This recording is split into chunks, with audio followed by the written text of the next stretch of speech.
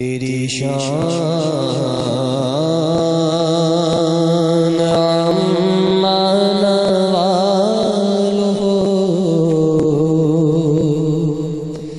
اللہ جل جلالہ اللہ جل جلالہ تیری شان جل جلالہ اللہ جل جلالہ اللہ جل جلالہ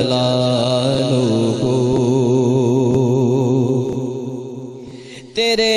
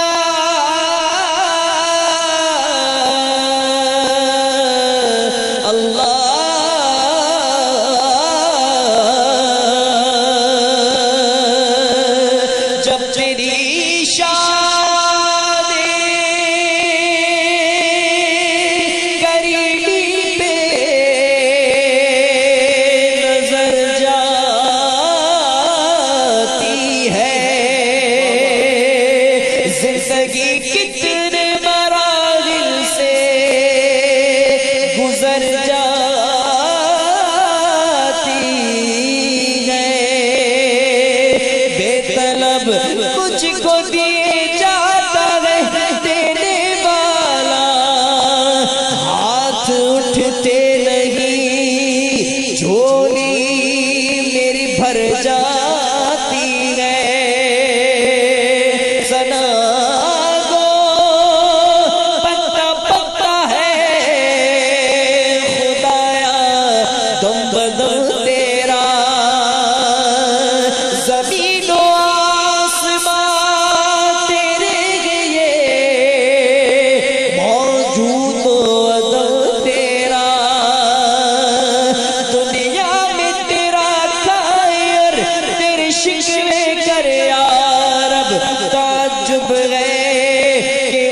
پر بھی رہے لطف و کرم تیرا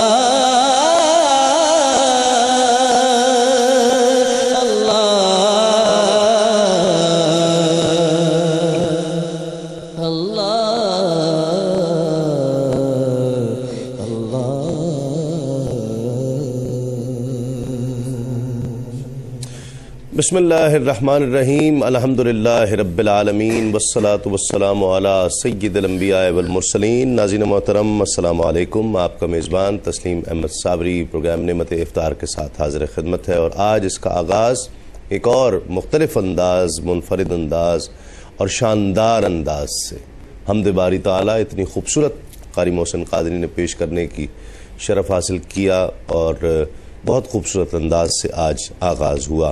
ہمارے دیگر مہمانوں میں آپ کی بہت جانی پہچانی، ہر دل عزیز، بہت محبوب شخصیت، ہم سب کے بہت محترم، بہت مکرم، بہت ادب کی نگاہ سے آپ دیکھے جاتے ہیں. فقہ میں آپ کو بہت دسترس حاصل ہے، حضرت علامہ مفتی ابوبکر صدیق صاحب. السلام علیکم. آپ کا بہت شکریہ. ایک اور نوجوان عالم دین، بہت خوبصورت انداز گفتگو، بہت اپنے خوبصورت انداز سے انہوں نے لوگوں کے دلوں میں جگہ بنائی ہے. قرآن سے محبت، قرآن سنی اور سنائیے، ان کا بہت مقبول پروگرام پوری دنیا میں پسند کیا گیا. ہمارے ساتھ تشریف فرما ہے علامہ مفتی سہیل رضا امجدی صاحب. السلام علیکم. آپ کا بھی بہت شکریہ. آج کا موضوع اسلام میں عبادت کا تصور. عبادت کسے کہتے ہیں؟ عبادت ہمارے نزدیک عام طور پر جو دیکھا گیا ہے وہ یہی ہے کہ نماز پڑھ لینا، قرآن پڑھ لینا، روزہ رکھنا، حج کرنا، زکوٰۃ دینا، یہ بس عبادت ہے. کیا صرف یہی عبادت ہے؟ اس کے علاوہ کچھ بھی عبادت نہیں. لیکن جب کہ کہا جا رہا ہے کہ ہم نے انسان کو اپنی بندگی کے لیے پیدا فرمایا ہے، عبادت کے لیے پیدا فرمایا ہے، تو اگر صرف یہی عبادت ہو، عبادت کا تصور یہی ہو کہ نماز، روزہ، حج، زکوٰۃ، تو پھر کیا پورا دن جو انسان کی بقیہ پوری زندگی ہے، نماز سے ہٹ کر رمضان کا ایک مہینہ آتا ہے، نماز کے لیے آپ 5 وقت ٹائم نکالتے ہیں اور نماز ادا کرتے ہیں، تو کتنا وقت لگتا ہوگا؟ ٹوٹل 1 گھنٹہ 1.5 گھنٹہ لگا لیجئے، جو بہت احتیاط سے پڑھے. پھر اس کے بعد حج میں آپ زندگی میں 1 دفعہ جانا فرض ہے، زکوٰۃ سال میں 1 دفعہ دے دی، فرض تھا. تو باقی جو زندگی ہے انسان کے لیے تو کہا گیا کہ وہ عبادت کے لیے پیدا کیا گیا ہے. وہ عبادت کا تصور کیا ہے؟ یہ بہت امپورٹنٹ ہے یہ جاننا کہ عبادت کا تصور کیا ہے اسلام میں. انشاءاللہ کوشش کریں گے کہ آج اس پر گفتگو کی جائے. ایک مختصر سے وقفے کے بعد لوٹتے ہیں اس یقین کے ساتھ آپ کہیں نہیں جائیں.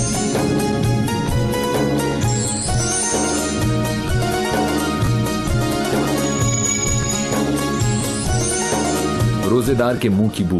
حضرت ابو ہریرہ رضی اللہ عنہ سے روایت ہے کہ نبی کریم رؤوف الرحیم صلی اللہ علیہ وسلم نے ارشاد فرمایا، اس ذات کی قسم کہ جس کے قبضے میں محمد کی جان ہے، روزے دار کے منہ کی بو اللہ رب العزت کے نزدیک قیامت کے دن مشک کی خوشبو سے زیادہ بہتر ہے. نوٹ: اس سے مراد خالی پیٹ ہونے کے سبب منہ سے آنے والی بو ہے. اس کا مطلب ہرگز یہ نہیں کہ مسواک نہ کی جائے.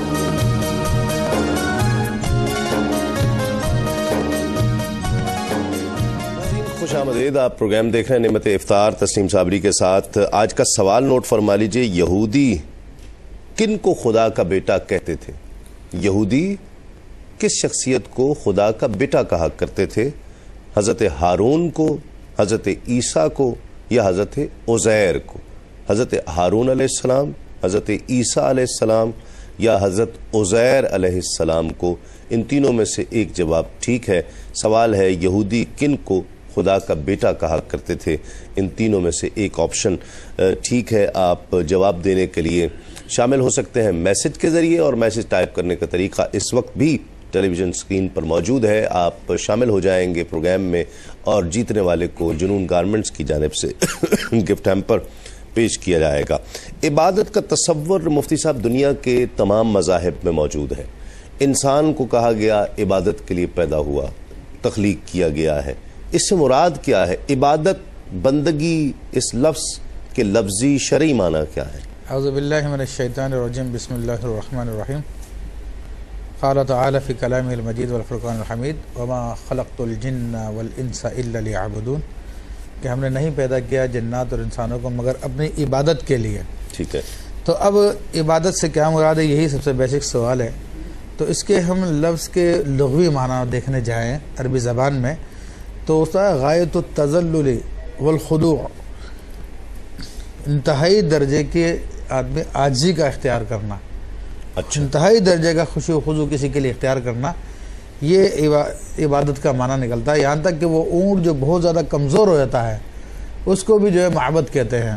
اچھا، ہاں، یعنی بہت زیادہ کمزور، جو راستہ بہت زیادہ خراب ہو، اس کے لیے بھی لفظ مزلل کا لفظ یہ لفظ استعمال کیا جاتا ہے عبادت کے لیے. ٹھیک ہے. لیکن اصطلاح شریعت میں جب ہم اس کا معنی دیکھنے کے لیے جاتے ہیں تو علماء کرام اس کا معنی یہ بتاتے ہیں کہ اللہ تبارک و تعالی کے لیے غایت و تذلل کے ساتھ جو بھی کام کیا جائے، اس جذبے کے ساتھ جو بھی اللہ کے لیے کام کیا جائے تو وہ اللہ تعالیٰ کی عبادت ہے.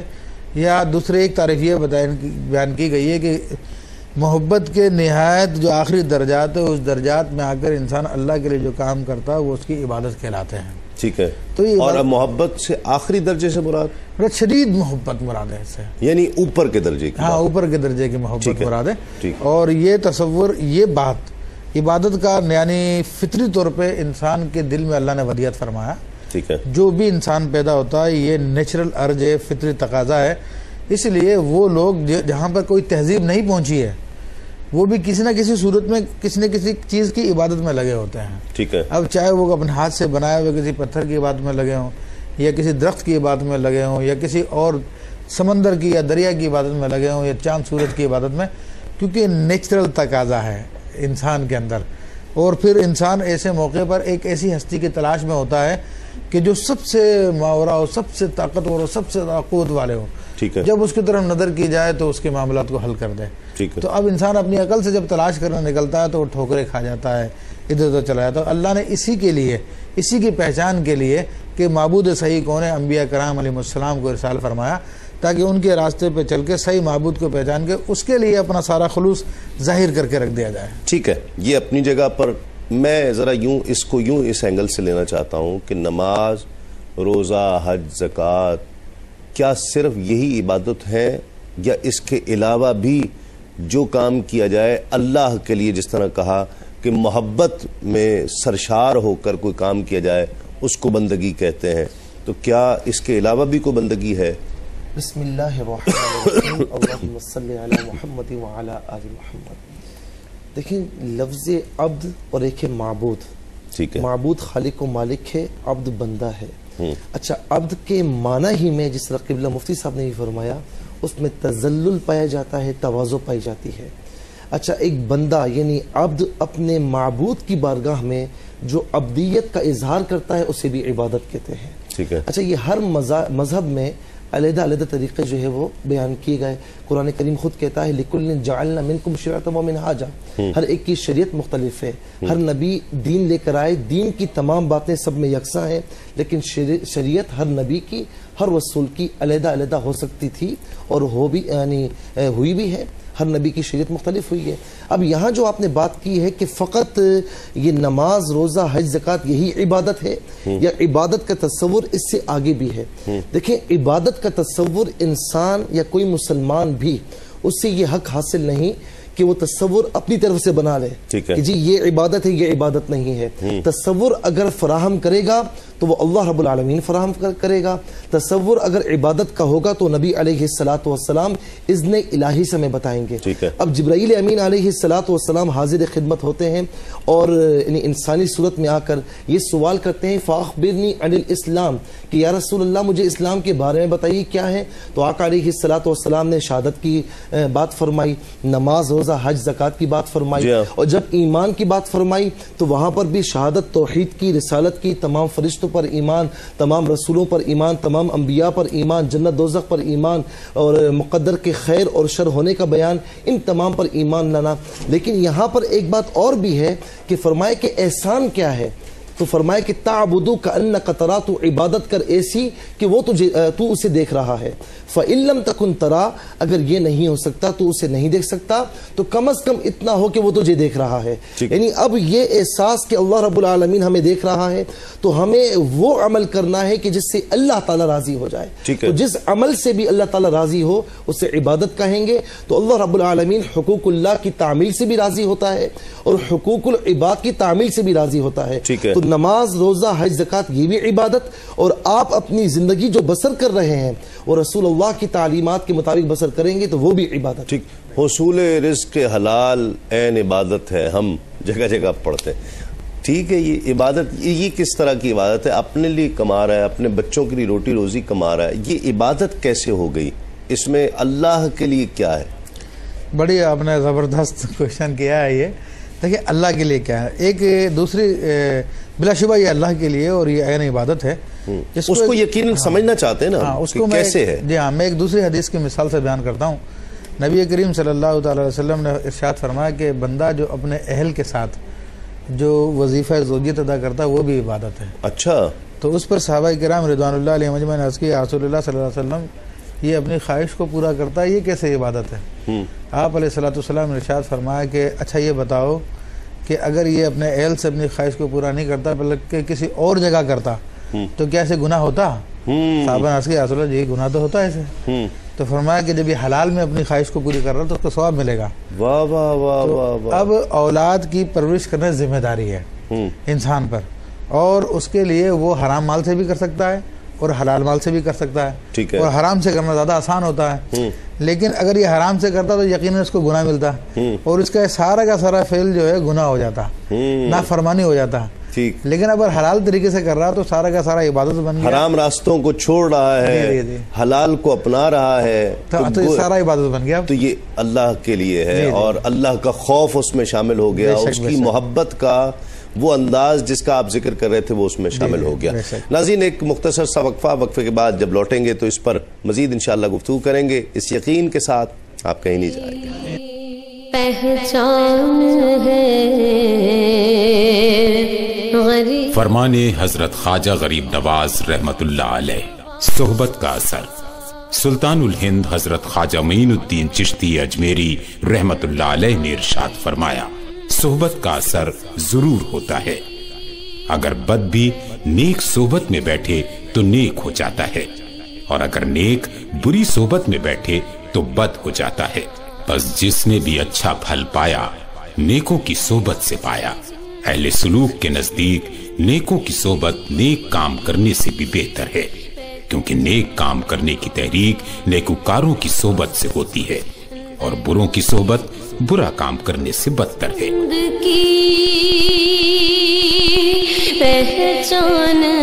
ناظرین خوش آمدید، آپ پروگرام دیکھ رہے ہیں نعمت افطار تسلیم صابری کے ساتھ، اور کالر شامل کرتے ہیں. السلام علیکم.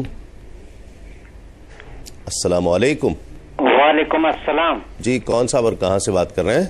فاروق بات کر رہا ہوں اسلام آباد سے. سر کیسے ہیں آپ؟ جی اللہ کا شکر ہے. فاروق صاحب کیسے ہیں آپ؟ ٹھیک ہیں الحمدللہ سر، ٹھیک ٹھاک. اپنے نام کے مطابق ہیں؟ جی جی بالکل، اللہ کا شکر. چلے ماشاءاللہ، آپ کو اپنا اللہ تعالیٰ اپنے نام اس میں بامسمہ رکھے. آمین سر. جی آمین سر. جی فرمائیے کیا کہیں گے؟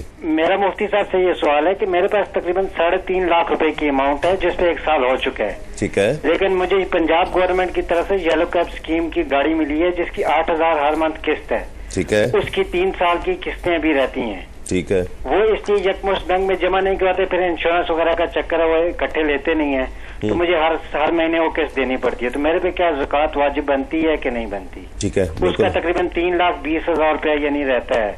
ٹھیک ہے. ٹھیک میں سمجھ گیا. بالکل آپ کو بتاتے ہیں. ایک کالر اور شامل کرتے ہیں. السلام علیکم.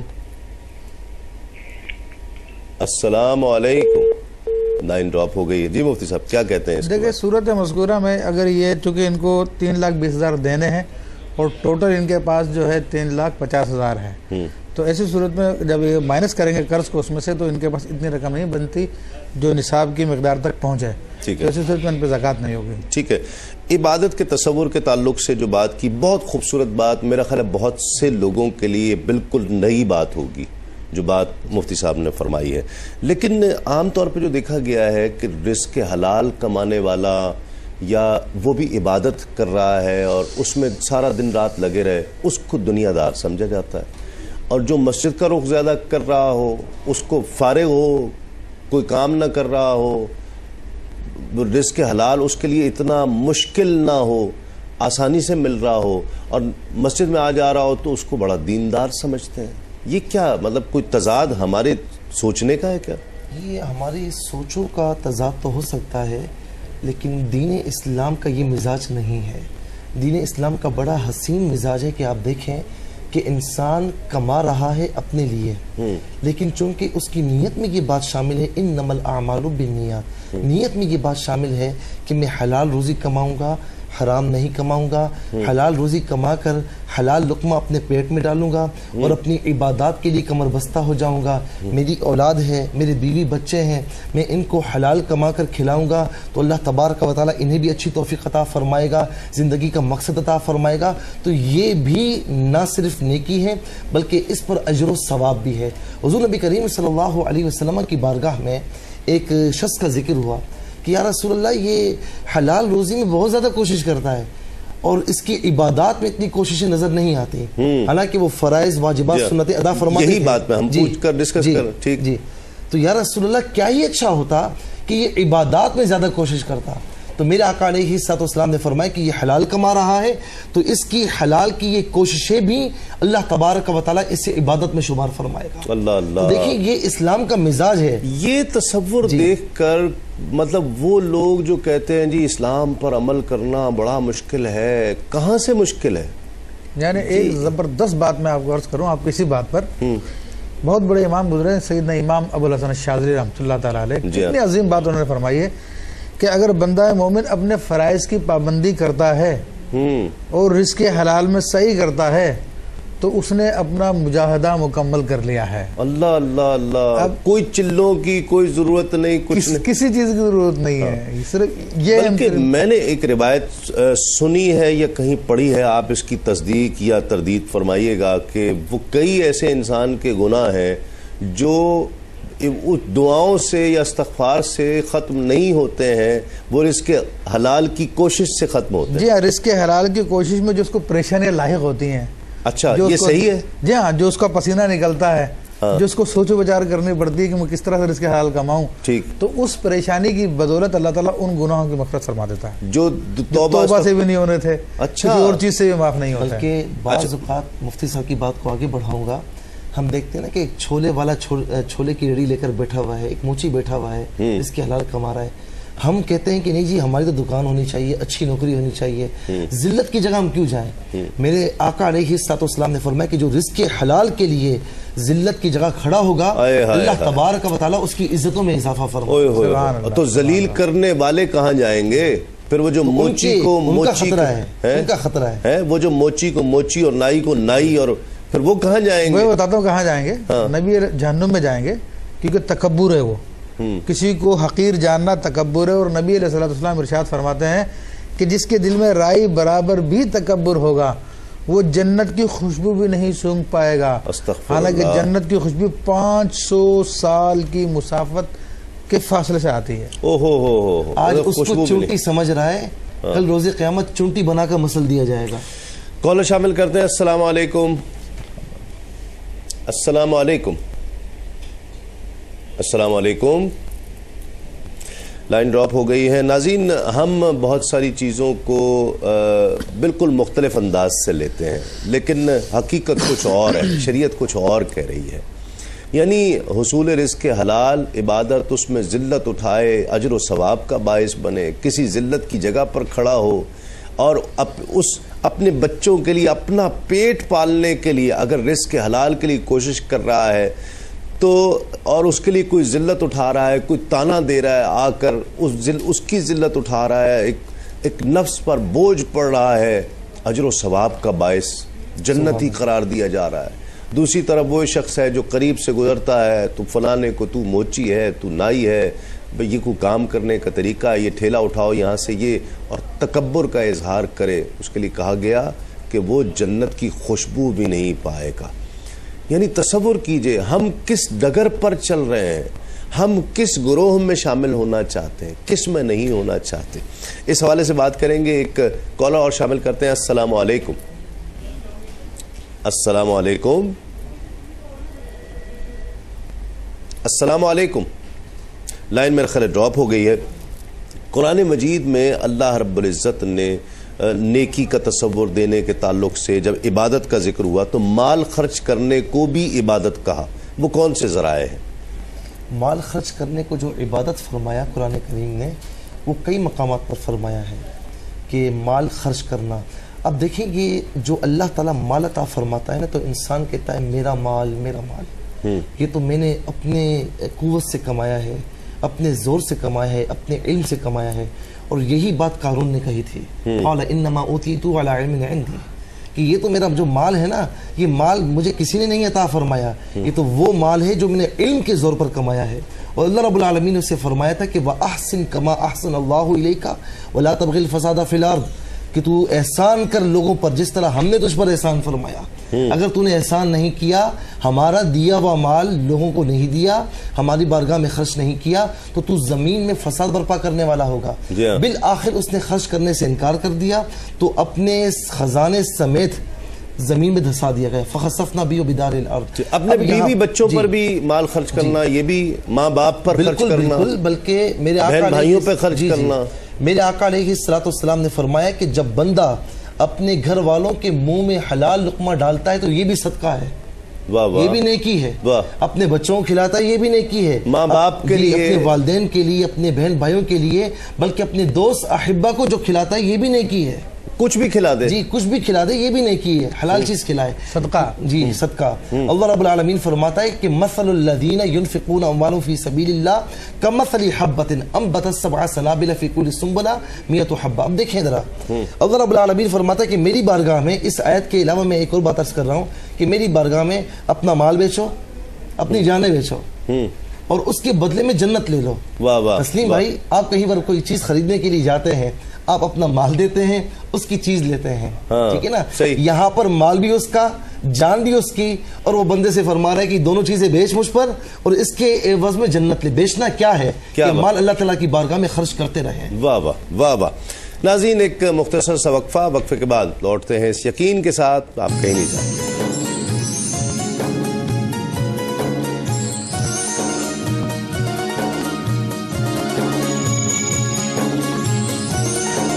ام المؤمنین سیدہ عائشہ صدیقہ رضی اللہ عنہا سے روایت ہے کہ نبی کریم صلی اللہ علیہ وآلہ وسلم نے ارشاد فرمایا، جس شخص نے ایمان کے ساتھ ثواب حاصل کرنے کی نیت سے اعتکاف کیا، اس کے تمام پچھلے گناہ بخش دیے جائیں گے۔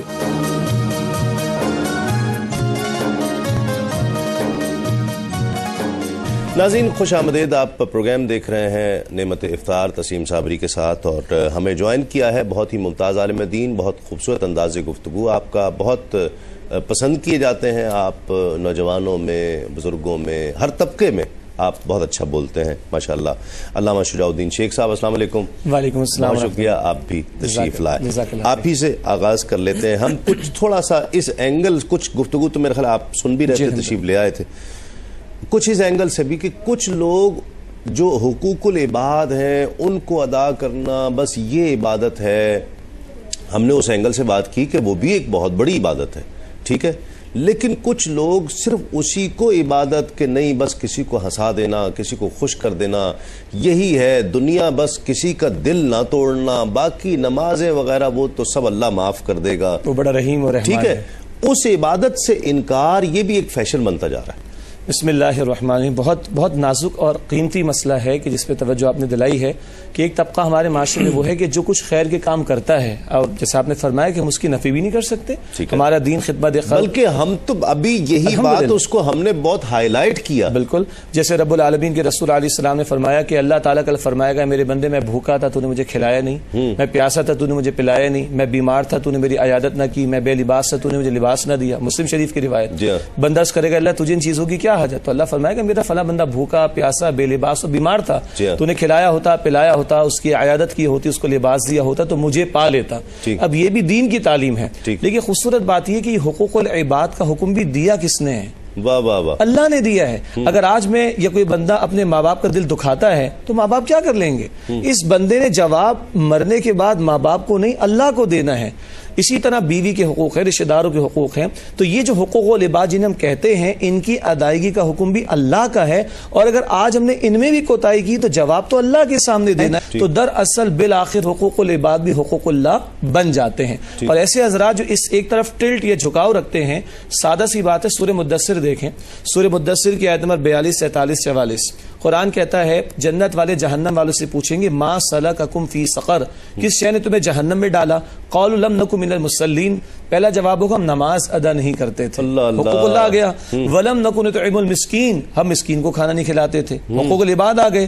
وکنا نخوض مع الخائضین، کھیل تماشے کرنے والوں میں ہم بھی لگے رہے۔ یہ اپنی ذات کا حق آ گیا کہ اس وجود کو رب کی اطاعت بھی استعمال کرنا تھا، سارے حقوق پامال کیے۔ ٹاپ آف دا لسٹ آیا اللہ کا حق نماز کی ادائیگی، سب سے پہلے وہ ہے، سب سے پہلے وہ آیا۔ اور حدیث شریف میں طبرانی کی روایت پہلا سوال بھی نماز کے بارے میں ہوگا، وہ درست ہوگی تو باقی معاملات درست ہوں گے، اور اس میں کوتاہی ہوگی تو باقی معاملات بھی کوتاہی کا شکار ہوں گے۔ تو جو یہ تصور کیا جاتا ہے یہ گویا غلط ہوا کہ ایک شخص ہے جو بس وہ حقوق العباد میں اور کسی کا دل نہیں توڑنا، بس لوگوں کو خوش رکھنا، لوگوں کے ساتھ اچھی طرح پیش آؤ، بس یہی ہے دین، ہمارا دین یہی سکھاتا ہے، نماز روزہ یہ سب، اس کو ایک ثانوی حیثیت بھی نہ دینا، یعنی یہ جو تصور ہے یہ بھی ایک بہت غلط تصور ہے کہ جو ایک فیشن پکڑتا جا رہا ہے۔ ایک کالر شامل کرتے ہیں۔ السلام علیکم۔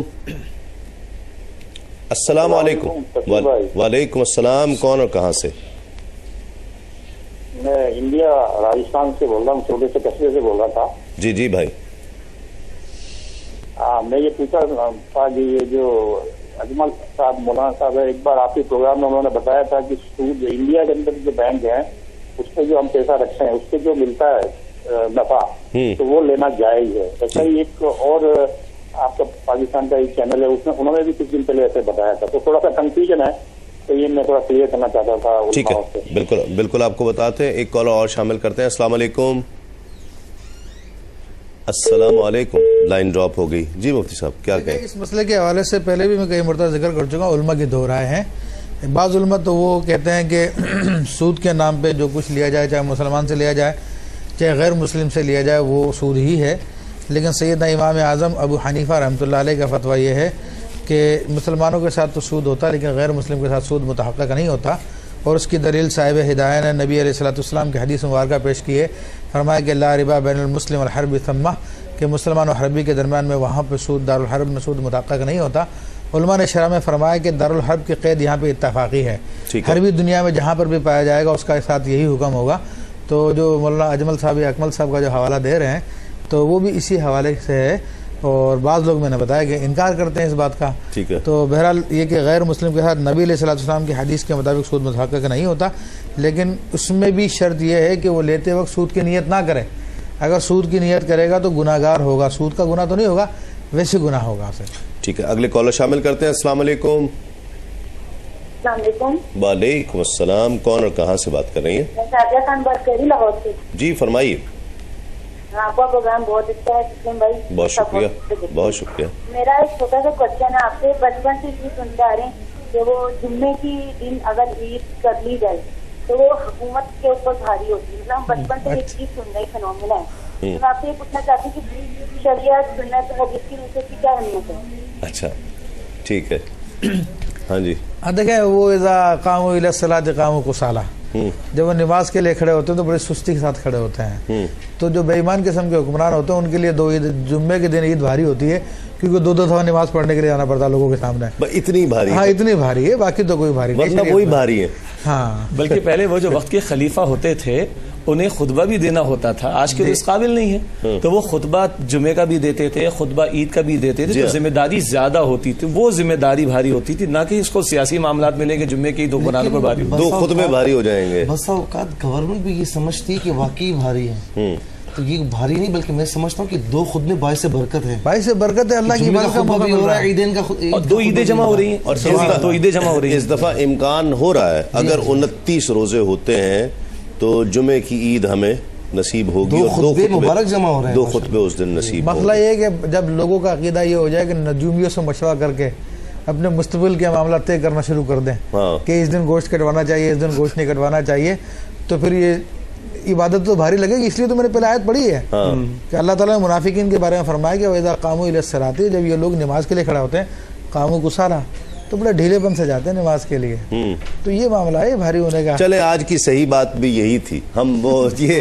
جو ہماری بہن کی کال آ گئی نا، وہ چلے ہم صحیح بات اسی کو بنا دیتے ہیں۔ آپ کی وجہ سے، آپ کے سوال نے ایک صحیح بات بنا دی ہے آج کی، کہ جو سیگمنٹ ہوتا ہے کہ جو عام طور پر سمجھا جاتا ہے نا کہ 2 خطبے جو ہیں وہ بھاری ہو جاتے ہیں حکومت پر یا ملک پر یا قوم پر یا اس کی معیشت پر، ایسا کچھ نہیں ہے، یہ بالکل غلط تصور ہے، بلکہ اس کے برعکس 2 خطبے تو سعید ہیں، سعادت کی علامت ہے، کسی کو مل جائیں، کسی کو نصیب ہو جائیں، تو جمعے کا خطبہ بھی ہے اور پھر عید کا خطبہ بھی ہے، تو یہ یقیناً اس چیز کا خیال کرنا چاہیے کہ ہم بڑی خوش قسمت ہیں اور اس دفعہ موقع بن رہا ہے۔ اگر 29 روزے ہو جاتے ہیں تو 2 خطبے ہو جائیں گے، جمعے کی عید ہو جائے گی تو 2 خطبے ہوں گے اس دن، اور اگر 30 روزے ہوتے ہیں پھر سیٹرڈے کی۔ بہرحال ہم تیار ہیں، جس طرح جو مرکزی رویت ہلال کمیٹی جو فیصلہ کرے گی ہم اس کو فالو کریں گے۔ وہ اگر کہتے ہیں جمعے کو عید کریں، چاند نظر آتا ہے، ہم بالکل جمعے کو عید کریں گے، اور اگر ہفتے کو کہتے ہیں تو ہم ہفتے کو عید کریں گے۔ تو جس طرح ہم تو حکم کے غلام ہیں، اس کا اختیار مرکزی رویت ہلال کمیٹی کے پاس ہے اور ہونا بھی چاہیے، ہم سب ہی نے خود ہی ان کو یہ اختیار دیا ہے۔ مفتی صاحب، میں یہ جاننا چاہتا ہوں، جو لوگ غیر مسلم ہیں، ایسی ایجادات ہیں، ایسی دوائیاں کہ آنے والے وقتوں میں مریض جو ہے نا اس سے شفا پاتے رہیں گے، وہ سبب بنتا رہے گا۔ پھر آپ بڑی بڑی سوسائٹیز، بڑی بڑی NGOs دیکھ لیں جو بڑا بڑا کام کر رہی ہیں، یعنی میڈیکل کے تعلق سے بے پناہ کام کر رہی ہیں، کیا ان کو اس عبادت کا صلہ ملے گا؟ یہ عبادت تو ہے۔ دیکھیں، مسئلہ یہ ہے کہ غیر مسلم اگر یہاں پر اس دنیا میں کوئی بھی نیک عمل کرے گا تو اللہ تبارک و تعالیٰ اسے آخرت میں کوئی ثواب عطا نہیں فرمائے گا، اس کے تمام اچھے اعمال جو بھی ہوں گے ان کا بدلہ دنیا میں اسے عطا کر دیا جائے گا، اور آخر میں اس کے تمام اعمال کو اڑا دیا جائے گا، ذرے ذرے کر کے، کوئی اجر نہیں ہوگا، دنیا میں اس کے لیے جو کچھ بھی ہے اس کا اجر مل جائے گا۔ دوسری بات یہ ہے کہ جو مسلمان عمل کرتا ہے اس کے لیے دنیا میں بھی اجر ہے اور آخرت میں بھی اجر ہے۔ ایسا ہوتا کیا ہے کہ ایک طبقہ ایسا ہے جو کچھ کنجوس ہوتا ہے، وہ کہتا ہے بھائی نمازیں پڑھو، روزے رکھو، بس اللہ کی راہ میں کسی کو دو وہ نہیں۔ اچھا، ایک طبقہ ایسا ہے جو عبادات سے بیزار ہوتا ہے، وہ کہتا ہے یہ کام کرو، ہنساؤ لوگوں کو، جس کا جو من کرتا ہے وہ اسے عبادت تصور کرتا ہے۔ میں نے پہلے بھی یہ بات عرض کی ہے، عبادت وہ عبادت نہیں جو ہم تصور کر رہے ہیں، عبادت وہ عبادت ہے جو اللہ تعالیٰ اور اس کے رسول نے بتائی ہے۔ یہ مولوی تو لگے ہوئے ہیں، پہ بہت زمانے سے لگے ہوئے ہیں، ہنسانا ہی عبادت ہے بس۔ یہ ٹھیک ہے یہ بات، دیکھیں۔ اچھا، پھر دوسری بات وہ بھی کہ کیوں، جس طرح مفتی صاحب نے فرمایا اور سچ بات ہے، کیوں ایسا کیوں ہوتا ہے؟ وہ بھی تو ایک عبادت ہے نا۔ یعنی ہم اگر رزق حلال یا کوئی کسی قوم کی یا دنیا بھر کے انسانوں کی بحیثیت انسان ایک فلاح کا کام کرتے ہیں تو کیا اجر نہیں ملے گا اسے؟ دیکھیے، بنیادی بات ہے کہ قرآن عمل کی قبولیت کے لیے ایمان کو شرط لازم قرار دیتا ہے، یہ سب سے بڑا مسئلہ ہے۔ ایک عرب عالم تھے، ان کی والدہ کا انتقال ہوا تو انہوں نے اپنے بچوں کو، یعنی اپنے شاگردوں کو اس طرح بتایا کہ الحمدللہ میری والدہ کا انتقال ہوا۔ بڑے پریشان ہوئے، یہ کہنے کا کوئی انداز ہے؟ کہا بیٹا میری والدہ کلمے پر دنیا سے گئی ہے تو میں اس کے لیے دعا کر سکتا ہوں، اگر وہ کفر پہ جاتی تو میں اس کے لیے دعا بھی نہیں کر سکتا تھا۔ تو بہت بنیادی مسئلہ یہ ہے کہ عمل کی قبولیت کے لیے ایمان شرط لازم ہے، اور غیر مسلم اگر نبی اکرم صلی اللہ علیہ وسلم کی ختم نبوت پر ایمان نہیں لاتا تو اس کا ایمان نہیں، یہ بہت بنیادی بات۔ اگلی بات ہے کہ جب ایک بندہ مومن ایمان لا چکا ہے تو اس کی نگاہ اس دنیا کے چند فوائد تک محدود نہیں، اس کی نگاہ آخرت کی طرف ہوتی ہے، اور وہ جو عمل کرے گا رب کو راضی کرنے کے لیے، چاہے آج اس کی نیکی کا نتیجہ سامنے آئے یا نہ آئے۔ اس کے برعکس جو ایمان نہیں رکھتا اس کا مطمع نظر یہ دنیا ہی ہوا کرتی ہے۔ اسے صحیح فرمایا مفتی صاحب نے کہ جو کچھ ہے اللہ یہی اس کو عطا کر دے گا، کیونکہ آخرت اس کے پیش نظر تھی ہی نہیں، اس لیے وہاں پر اس کے لیے کوئی اجر و ثواب نہیں ہوگا۔ آپ غیر مسلم کی بات کر رہے ہیں، غیر مسلم تو غیر مسلم، مسلمان کے بارے میں یہ ہے کہ اگر وہ اللہ تبارک و تعالیٰ کے احکام میں سے، سرکار دو عالم صلی اللہ علیہ وسلم نے فرمایا کہ جو 4 میں سے 3 پہ عمل کرتا اور 1 پہ عمل نہیں کرتا تو اس کے 4 بھی، باقی 3 بھی مقبول نہیں ہے، یعنی نماز، روزہ، حج، زکوٰۃ، یہ 4 فرائض ہیں، پلر ہیں اسلام کے۔ تو آپ ارشاد فرماتے ہیں مسند احمد بن حنبل کی حدیث ہے، جو 3 پہ عمل کرتا ہے اور 1 کے اوپر عمل نہیں کرتا تو اللہ کو اس کے وہ بھی مقبول نہیں ہے۔ اللہ اللہ۔ تو اب وہ شخص جو کہ ہنسانے ہی کو اپنا سارا دین بنا کے بیٹھا ہوا ہے اور باقی سارے دین کو اس نے پسے پشت ڈال دیا ہے، تو اس کا حال اس سے کیا کم ہے کیا؟ ٹھیک ہے، وہ تو اس سے بھی زیادہ بدتر ہے. اور یہ لوگ اپنے خواہشات کے پیروکار ہوتے ہیں، اپنی خواہشات کو پورا کرنے کے لیے، اپنے من کو راضی کرنے کے لیے یہ سارے کے سارے کام کر رہے ہوتے ہیں. حالانکہ اس ہنسانے والی بات کے اندر جو ہنسانے والے ہم نے معاشرے میں اس وقت دیکھے ہیں، نبی علیہ الصلوۃ والسلام کی حدیث مبارکہ صحیح حدیث مسلم میں بھی ہے، بخاری میں بھی ہے، بندہ لوگوں کی رضا کے لیے خوش کرنے کے لیے کوئی کلمہ کہتا ہے، اس کی زبان سے وہ کلمہ نکلتا ہے اور اس کو پتہ نہیں ہوتا جہنم کی کتنی گہرائیوں میں جا چکا ہے.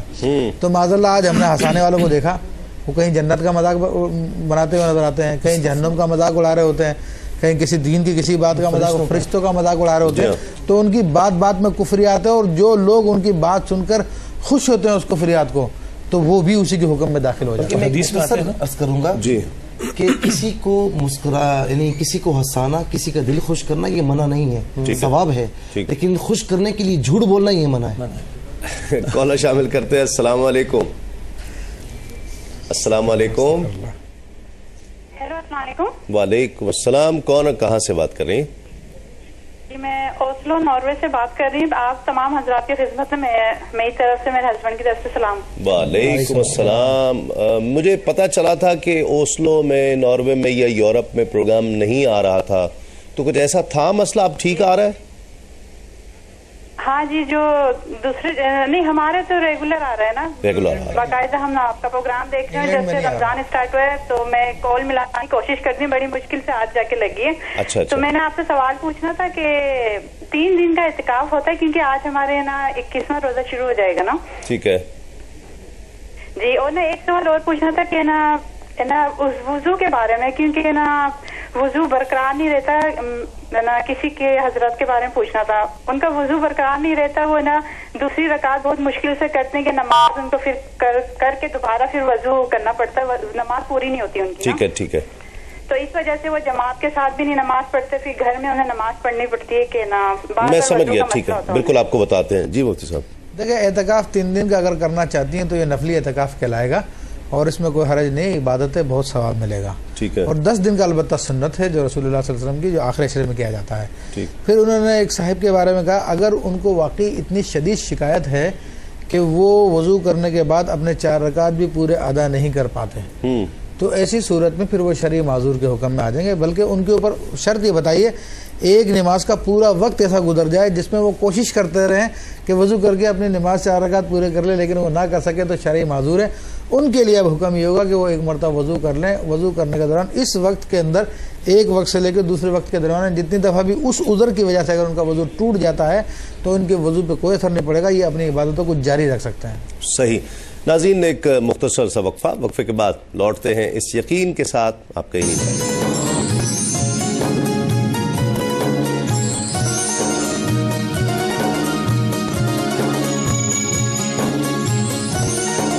نبی کریم رؤوف الرحیم صلی اللہ علیہ وسلم کا اعتکاف. حضرت عائشہ صدیقہ رضی اللہ عنہا حضور اکرم صلی اللہ علیہ وسلم کے اعتکاف کا معمول بیان کرتے ہوئے ارشاد فرماتی ہیں، حضور نبی کریم صلی اللہ علیہ وسلم رمضان المبارک کے آخری عشرے میں اعتکاف فرمایا کرتے تھے، یہاں تک کہ آپ اللہ رب العزت سے جا ملے.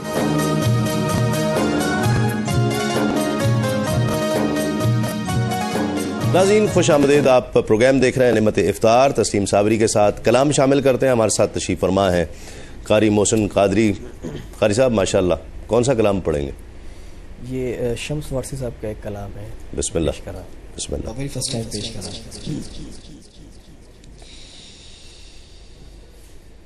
میں بھی کھڑا ہوں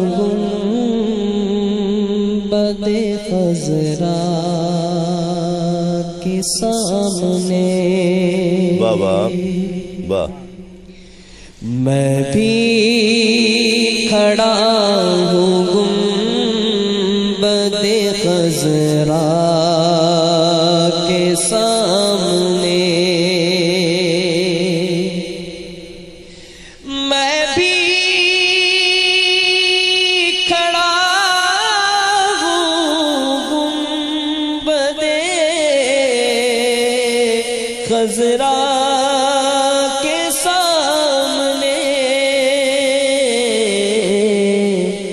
صد شکر ایک غلام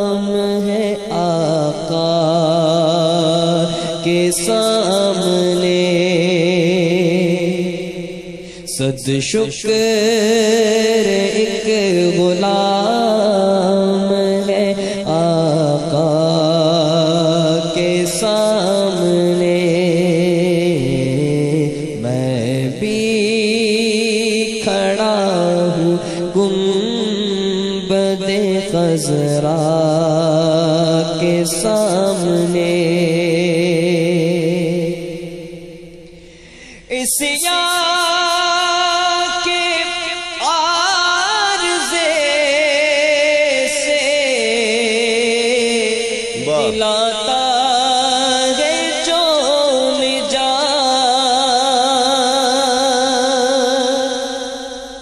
اس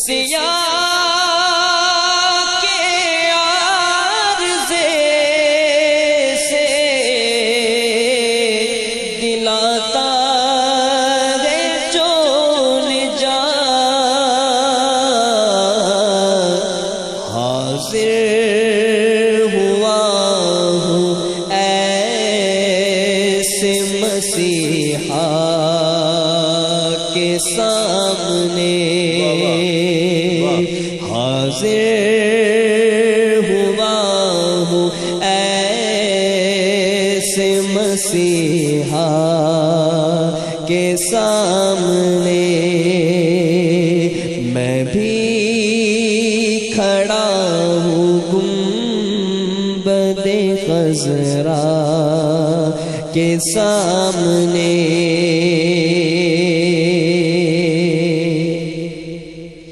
اے کاش خواب میں ہی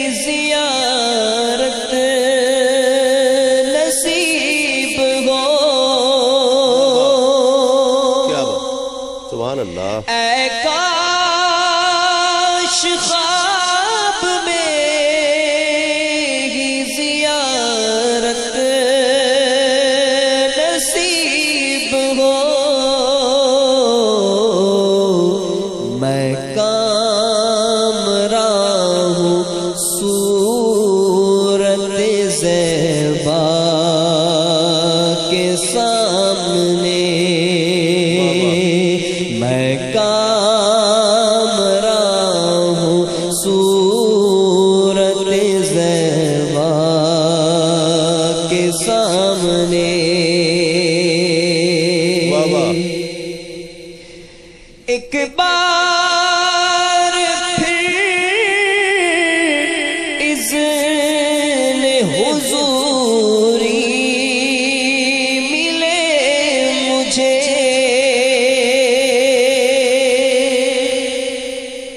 ایک بار پھر اذن حضوری ملے مجھے، پھر سرخ روح اپنی تمنا کے سامنے،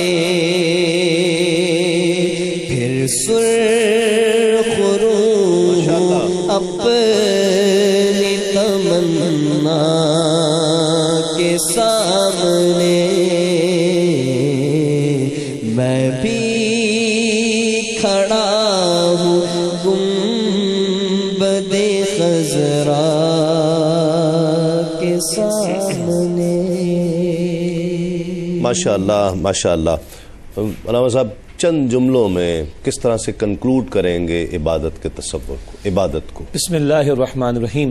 دو حصے ہیں، ایک شدید تر محبت اللہ کے لیے اور کامل اطاعت اللہ سبحانہ و تعالیٰ کی نبی مکرم صلی اللہ علیہ وسلم کے تابع رہ کر، یہ کل عبادت کا حاصل، اور اس کی انتہا یہ کہ ان صلاتی و نسکی و محیایا و مماتی للہ رب العالمین، بے شک میری نماز، میری قربانی، میرا جینا، میرا مرنا سب کچھ اللہ کے لیے، اور کل اللہ یہ اعلان فرما دے فادخلی فی عبادی وادخلی جنتی، داخل ہو جا میرے بندوں میں اور داخل ہو جا میری جنت میں، اللہ ہم سب کو عطا فرمائے۔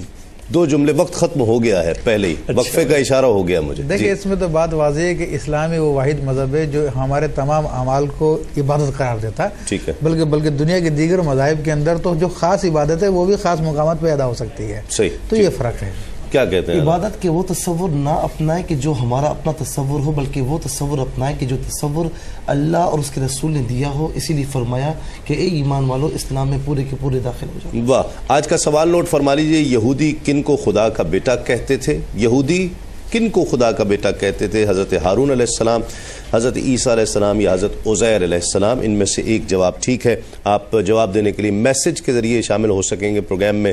میسج ٹائپ کرنے کا طریقہ آپ کی ٹیلی ویژن اسکرین پر اس وقت بھی موجود ہے، اور جیتنے والے کو جنون گارمنٹس کی جانب سے گفٹ ہیمپر پیش کیا جائے گا. ایک مختصر سا وقفے کے بعد جب لوٹیں گے تو بچے ہمارے ساتھ ہوں گے جن کا آج پہلا روزہ ہے. آج ایک مرتبہ پھر ہمیں شرف ملے گا ان بچوں کے ساتھ افطار کریں کہ جو آج پہلا روزہ کھول رہے ہیں، افطار کر رہے ہیں. تو لوٹتے ہیں اس یقین کے ساتھ، آپ کہیں نہیں جائیں.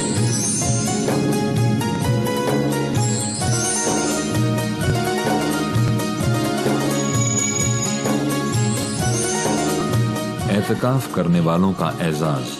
حضرت عبداللہ بن عباس رضی اللہ عنہما بیان کرتے ہیں کہ نبی کریم صلی اللہ علیہ وآلہ وسلم نے اعتکاف کرنے والوں کے لیے ارشاد فرمایا، وہ گناہوں سے رکا رہتا ہے، اس کے لیے ایسی نیکیاں لکھی جاتی ہیں جو تمام نیک عمل کرنے والوں کے لیے لکھی جاتی ہیں.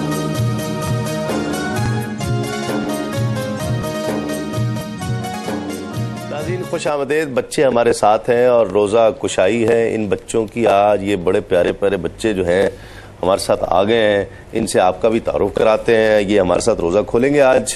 کیا نام ہے بیٹا آپ کا؟ علی شیر. علی شیر. کون سی کلاس میں پڑھتے ہو؟ کلاس میں نہیں پڑھتا. چلو کوئی بات نہیں، کہیں تو پڑھتے ہو نا. جی. کیا پڑھتے ہو؟ قرآن پاک. ماشاء اللہ. تو یہ بھی تو پڑھنا ہی ہے بیٹے. بتاؤ، کھل کے بتاؤ، خوش ہو کے بتاؤ. کلاس میں. کون سی کلاس میں؟ یہ بند ہو گیا کیا؟ میرا خیال ہے اس کا بھی روزہ ہے آج. ہاں بتاؤ. 2 کلاس میں. کلاس 2 میں. جی. ماشاء اللہ ماشاء اللہ. تو روزہ ٹھیک جا رہا ہے؟ جی. بہترین جی. ہے؟ جی. کوئی پیاس بھوک نہیں؟ جی. میری طرف دیکھ کے بتاؤ، پیاس لگ رہی ہے؟ نہیں. بالکل بھی؟ نہیں. صبح کیا کھایا تھا سحری میں؟ سالن. کون سا؟ گوشت. تو یہ قاری صاحب نے کہہ کے بھیجا ہے کہ اس جو پوچھے وہ اس سے آگے بات نہیں کرنا.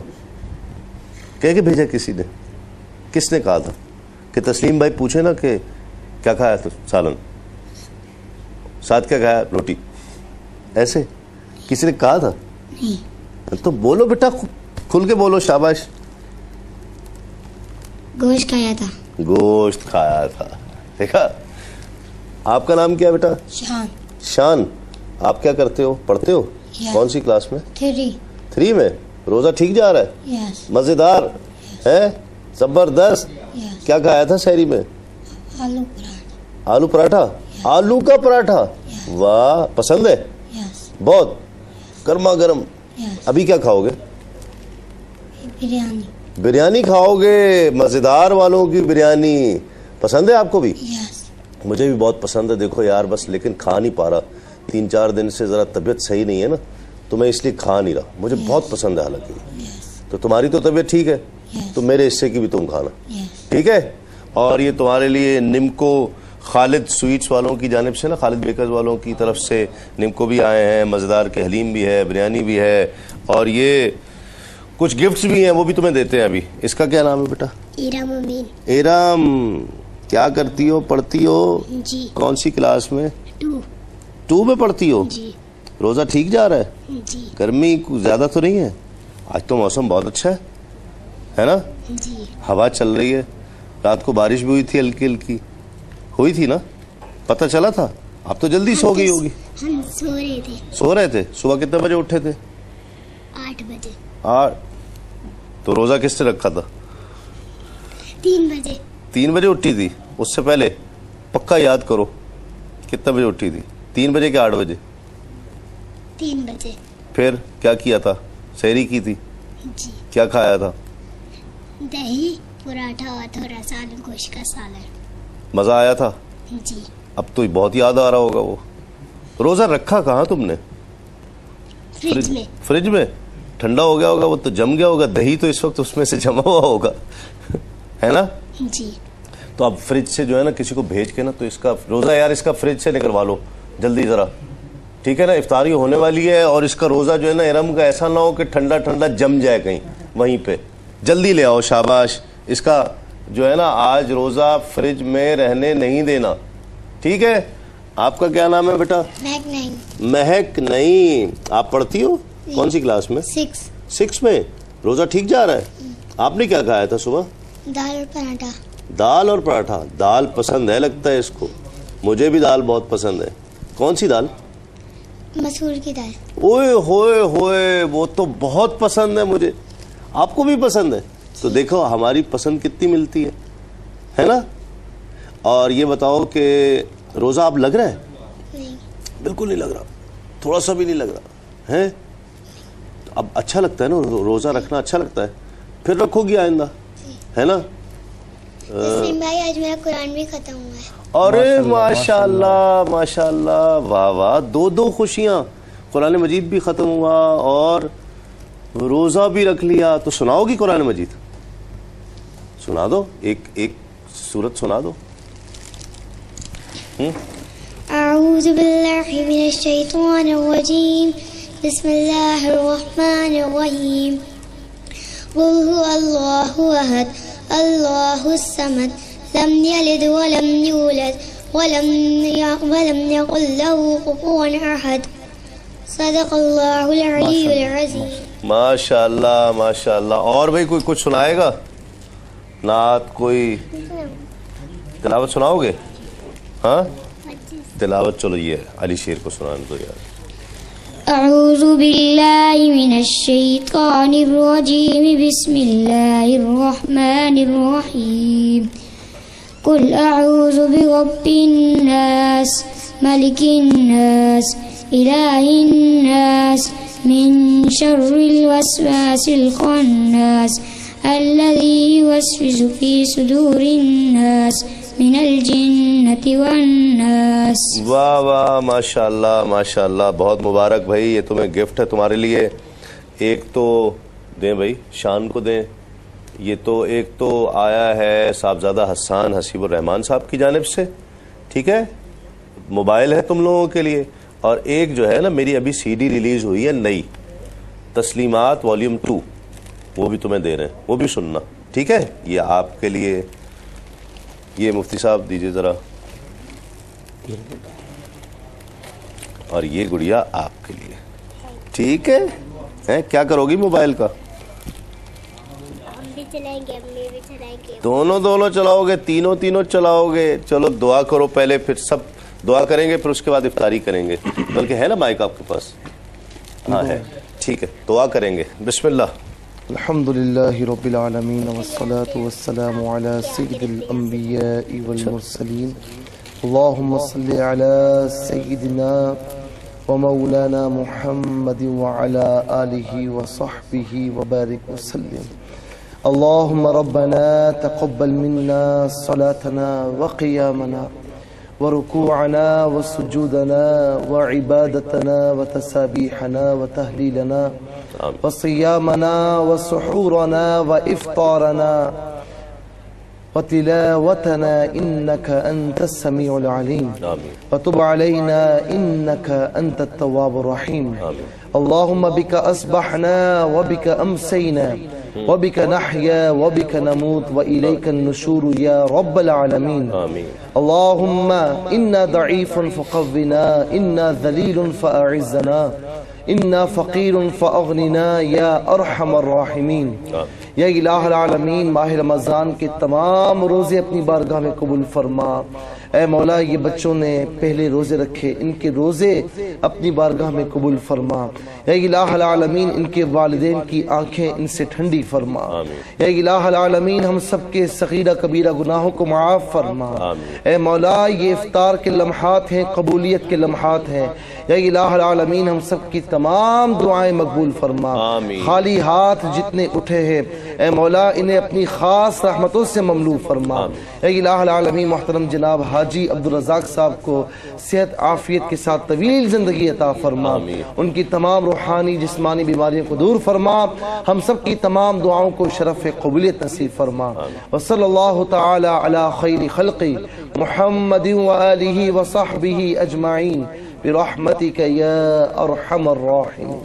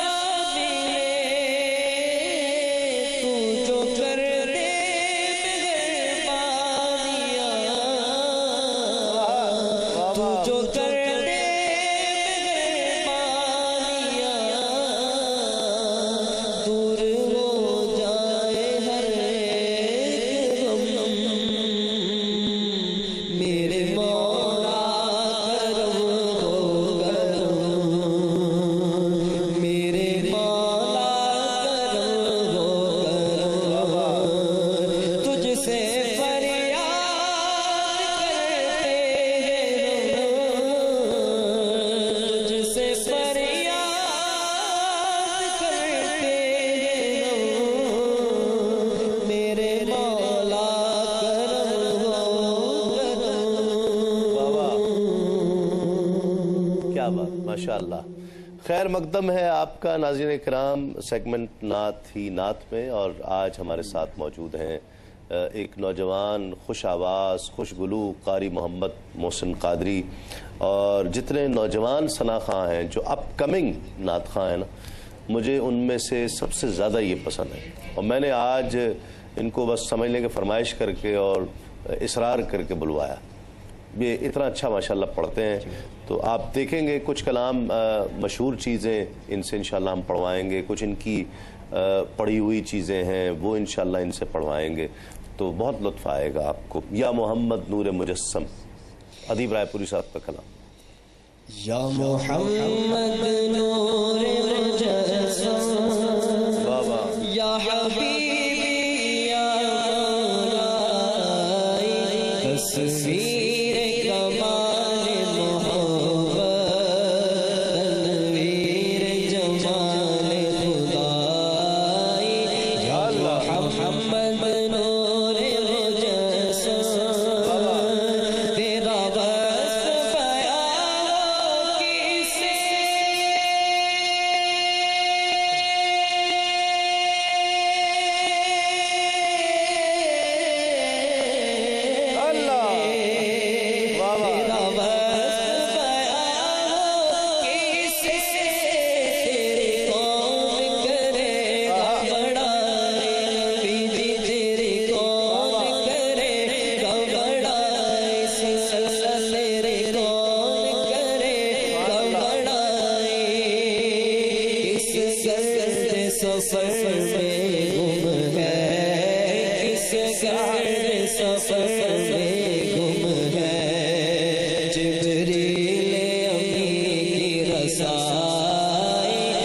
محمد نور مجسم یا حبیبی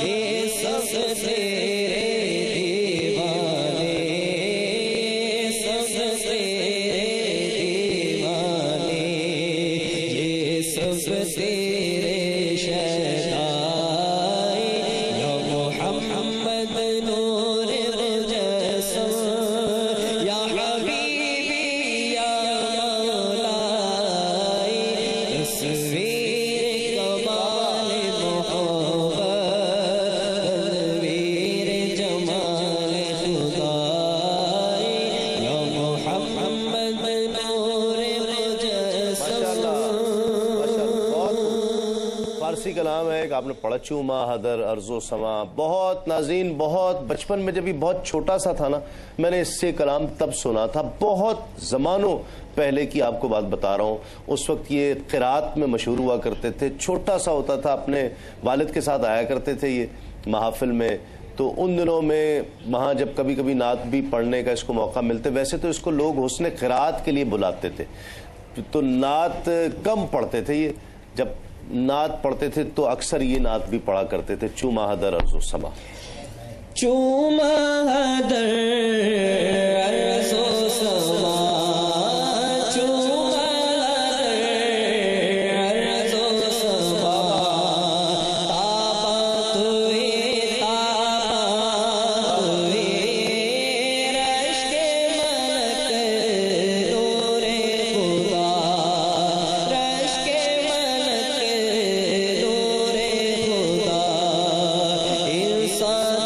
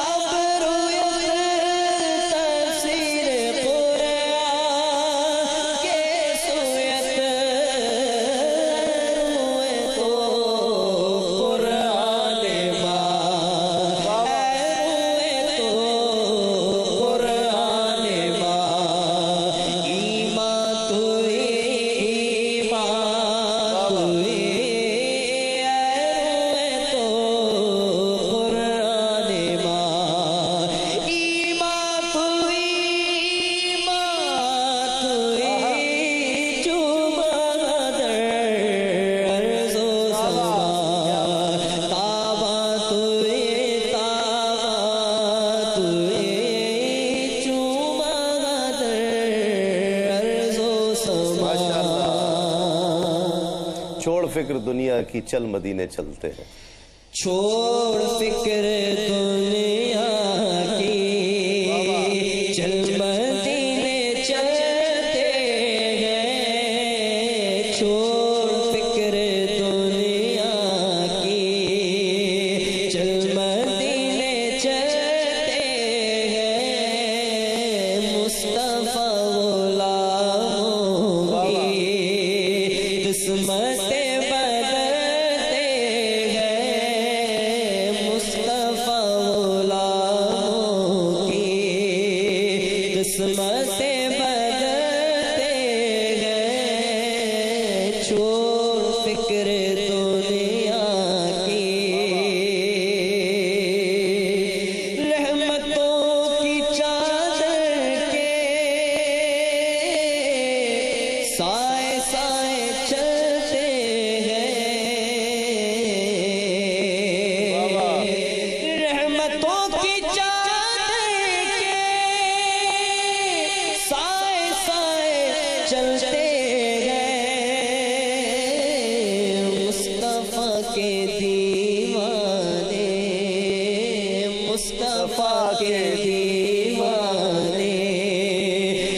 سے جب نکلتے گئے مصطفیٰ کے دیوانے،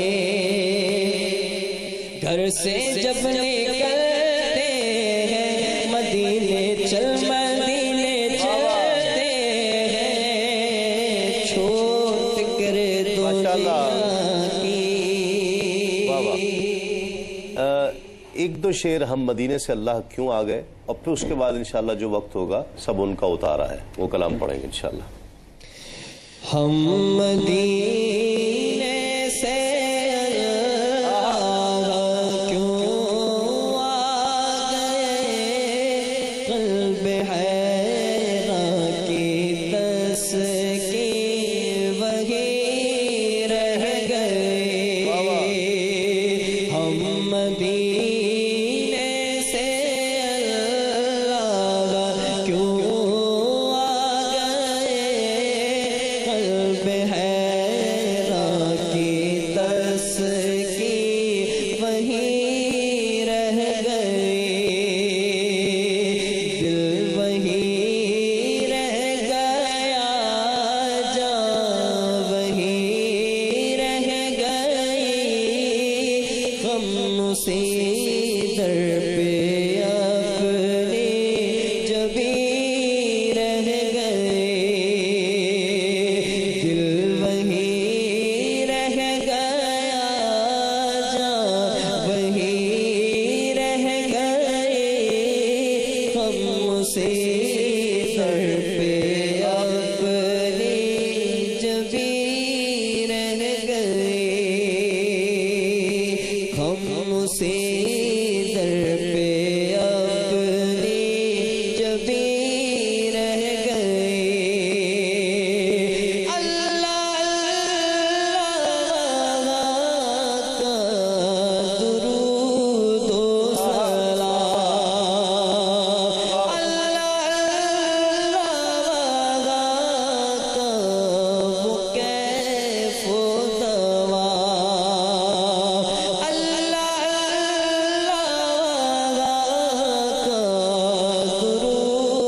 و سلام، اللہ اللہ کا وہ کیف و دوا،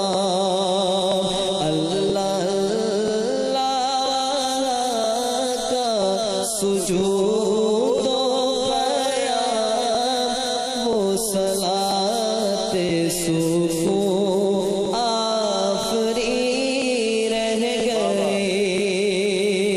اللہ اللہ کا درود و سلام وہ صلاۃ سکون آفری رہ گئے، دل وہی رہ گیا، جان وہی رہ گئی، ہم اسی در پہ اپنی جبھی رہ گئے۔ ماشاءاللہ ماشاءاللہ۔ ناظرین کرام، قاری محسن قادری کے لیے بہت سی دعائیں، اللہ تعالیٰ اس کو بہت برکتیں عطا فرمائے، اور بہت پر امید ہیں ہم اس ثنا خاں سے کہ اللہ رب العزت بہت اس کو برکتیں دے اور نعت اس کی پہچان بنے، پوری دنیا میں اس کی پہچان بنے۔ آخر میں جو کلام میں ان سے سننا چاہتا ہوں اور آپ کو سنوانا چاہتا ہوں، وہ ان کی کوشش ہے، جو ایک آج کل کی محافل کا ماحول ہے، کیفیت ہے، اس میں انہوں نے ایک بہت خوبصورت کلام ایک تیار کیا اور اس کو پڑھنا شروع کیا، پھر اس کے بعد بہت سے لوگوں نے اسے پڑھنا شروع کر دیا، لیکن جینون تو جینون ہوتا ہے اور اصل تو اصل ہوتی ہے، تو انہوں نے ماشاءاللہ یہ ان کا کریڈٹ ہے، اور بہت خوشی ہوئی اس چیز سے۔ بہت شکریہ، آپ تشریف لائے، آخر میں یہ کلام پڑھیں گے انشاءاللہ، کل ایک مرتبہ پھر آپ سے ملاقات ہوگی، اور اسی امید کے ساتھ، اس دعا کے ساتھ کہ اللہ رب العزت ہم سب کے یہ رمضان اپنی روزے اپنی بارگاہ میں قبول و مقبول فرمائے۔ بسم اللہ۔ صبر کا اتارا ہے،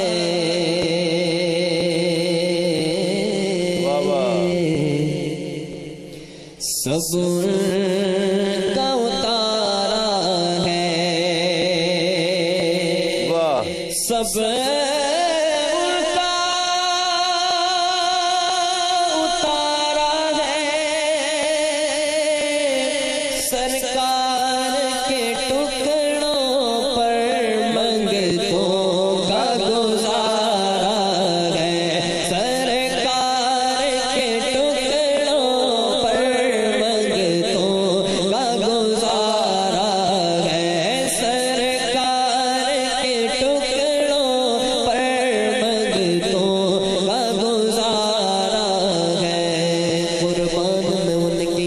بخشش کے مقصد بھی زباں پر آیا نہیں، قربان میں ان کی بخشش کے مقصد بھی زباں پر آیا نہیں، بن مانگ دیا اور اتنا دیا دامن میں ہمارے سمایا نہیں، قرآن ملا ان کے صدقے ایمان ملا ان کے صدقے قرآن ملا ان کے صدقے ایمان ملا ان کے صدقے رحمان ملا ان کے صدقے وہ کیا ہے جو ہم نے پایا نہیں، خورشید قیامت کی تابش مانا کہ قیامت ہی ہوگی، خورشید قیامت کی تابش مانا کہ قیامت ہی ہوگی، ہم ان کے ہیں ہم ان کے ہیں گھبرائے کیوں کیا ہم پہ نبی کا سایہ نہیں، اس محسن اعظم کے تو ہم سب پہ کروڑوں احسان ہے، قربان مگر اس احسان کے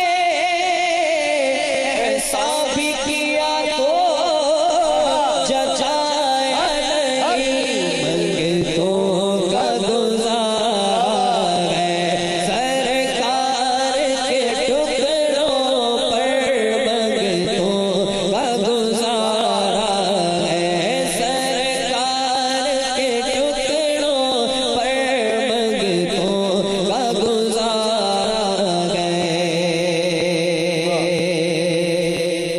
سب سے اولا والا ہمارا نبی، سب سے بالا والا ہمارا نبی، اپنے مولا کا پیارا ہمارا نبی، دونوں عالم کا دولا ہمارا نبی، کیا خبر کتنے تارے کھلے چھپ گئے پر نہ ڈوبے نہ ڈوبا ہمارا نبی، خلق سے اولیاء اولیاء سے رسول اور رسولوں سے اعلیٰ ہمارا نبی، مانگنے والوں ہم کو تو یوں چاہیے، مانگنا اور کسی سے بھی کیوں چاہیے،